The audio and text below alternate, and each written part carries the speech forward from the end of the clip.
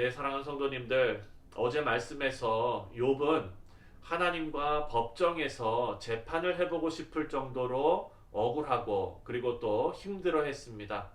그렇지만 하나님과 재판을 한다는 것은 이길 가망성이 없는 일입니다. 그래서 욥은 자포자기하는 마음으로 하나님께서 분노하시더라도 하나님께 하고 싶은 말을 다 쏟아놓고 있습니다. 오늘 말씀 2절을 보면은요. 내가 하나님께 아뢰오리니 나를 정죄하지 마시옵고 무슨 까닭으로 나와 더불어 변론하시는지 내게 알게 하옵소서. 이렇게 말합니다. 이 말은 하나님께서 죄를 미리 선포하시지 말고 욥이 뭘 잘못했는지 상세하게 설명을 해달라, 이런 요청입니다. 또 3절 말씀을 보면 주께서 주의 손으로 지으신 것을 학대하시며 멸시하시고 악인의 꾀에 빛을 비추시기를 선히 여기시나이까, 이렇게 말합니다. 왜 하나님께서 만드신 하나님의 피조물을 학대하시는지, 그리고 악인을 더 선호하시는지 이해가 안 간다라고 말하고 있는 것입니다. 예전의 욥과 비교하면 이젠 정말 하고 싶은 말을 다 하고 있습니다. 욥은 자신이 흙으로 만들어졌지만 하나님께서 만드신 가치 있는 존재라고 항변하고 있습니다. 이렇게 가치 있게 만드신 인간을 하나님께서 지키시고 보호하실 것으로 기대했습니다. 그런데 욥이 경험하고 있는 하나님은요, 그런 인간을 위협하고 괴롭히는 분이다 라고 지금 말하고 있는 것입니다. 우리 사랑하는 성도님들, 욥이 이렇게 하나님 앞에 하고 싶은 말을 다 쏟아놓는 이유는 풀리지 않는 질문 때문입니다. 바로 2절에 나온 것처럼 무슨 까닭으로 라는 것입니다. 고난의 이유를 알고 싶은 것이죠. 도대체 무슨 까닭으로 이런 일을 겪게 하시는지 알고 싶은 겁니다. 그래서 어제 본문에 하나님을 법정에 세워서라도 알고 싶다라는 말을 욥이 한 것입니다. 제가 10여 년 전에 사역했던 교회에 어떤 성도님이 계십니다. 이제 40대 한 중반 정도, 그 정도 된 나이가 되셨는데, 그분의 부모님도 너무나 존경받는 장로님이시고요. 그리고 이분도 항상 웃는 얼굴로 너무나 아름답게 신앙생활을 하시면서 아주 예쁜 두 어린 딸이 있는 그런 아주 아름다운 가정입니다. 이 가정을 보면 그냥 같이 웃게 되고요. 그리고 또 너무나 기분이 좋아지는 그런 분들이었습니다. 그런데 지난 토요일에 이 40대 중반 된 젊은 나이에 갑자기 이 집사님께서, 남편 집사님께서 세상을 떠나셨습니다. 그래서 오늘 저녁에 제가 장례식에 참석하게 됩니다. 지난 토요일에 부고를 접하고 마음이 너무나 힘들었습니다. 제가 대신 하나님께 여쭤보고 싶었습니다. 하나님, 왜요? 왜 하필 이렇게 좋은 분을 데려가십니까? 많은 사람들 중에 왜 하필 이분입니까? 이런 질문을 하나님께 던졌습니다.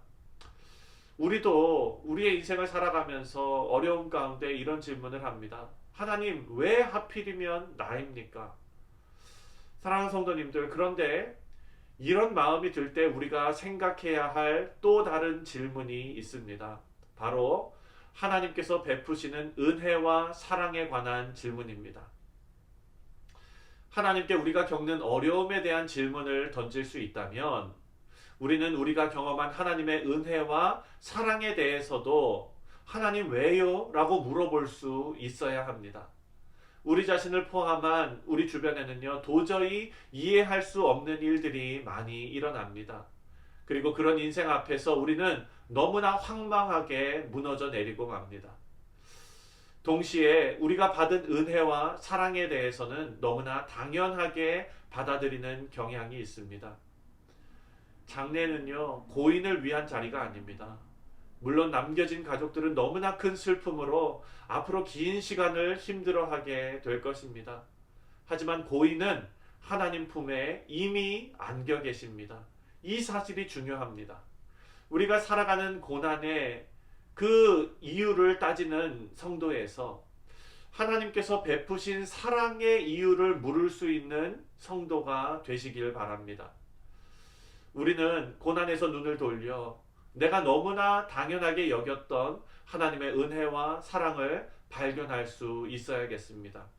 18절과 19절을 함께 읽도록 하겠습니다. 18절과 19절. 주께서 나를 태에서 나오게 하셨음은 어찌함이니까? 그렇지 아니하셨더라면 내가 기운이 끊어져 아무 눈에도 보이지 아니하였을 것이라. 있어도 없었던 것 같이 되어서 태에서 바로 무덤으로 옮겨졌으리이다. 아멘. 욥은 아직 고난에서 눈을 돌려 하나님을 바라볼 수 있을 만한 그런 마음 상태가 아닙니다. 지금은 어떤 소망도 보지 못하는 그런 욥의 모습입니다. 그래서 죽는 것만이 자신의 고통을 끊을 수 있는 유일한 길이다라고 생각하고 있는 것입니다. 그래서 그 인생을 바라보는 욥의 시선은 허망함입니다. 허무함. 하지만 절망에서 소망으로 그리고 죽음에서 생명으로 나올 수 있는 유일한 길이 있습니다. 그것이 바로 복음입니다. 복음은 우리의 인생이 느끼는 절망과 허무함을 극복할 수 있는 복된 소식입니다. 허망한 죽음을 바라보면서 또 인생의 고난을 겪어내면서 많은 사람들은 이렇게 아둥바둥 살다가 끝나는 인생이 너무나 허무하다는 것을 깨닫게 됩니다. 하지만 복음은 그 허무함에서 허망함에서 소망의 자리로 우리를 옮겨 놓습니다. 복음으로 무장된 성도들은 삶을 바라보는 시각이 달라집니다. 바로 복음은 우리에게 죽음이 끝이 아니다 라고 증거하고 있기 때문입니다. 죽음 후에 영생 복락이 우리에게 주어지고 또 예수님의 품에 안기게 되고 또 영원한 안식이 기다리고 있다는 것을 우리에게 증거하고 있습니다. 그리고 지금 우리의 삶은 그 영원한 안식을 준비하는 과정이다라는 것을 깨닫게 됩니다. 사랑하는 성도님들, 그것이 깨달아진다면 우리의 인생은 더 이상 허무한 인생이 될 수가 없습니다. 비록 욥이 고난 가운데 하나님 앞에 고통의 하소연을 지금 쏟아놓고 있지만 복음을 간직한 우리 모두는 복음의 능력으로 살아갈 수 있기를 간절히 바랍니다.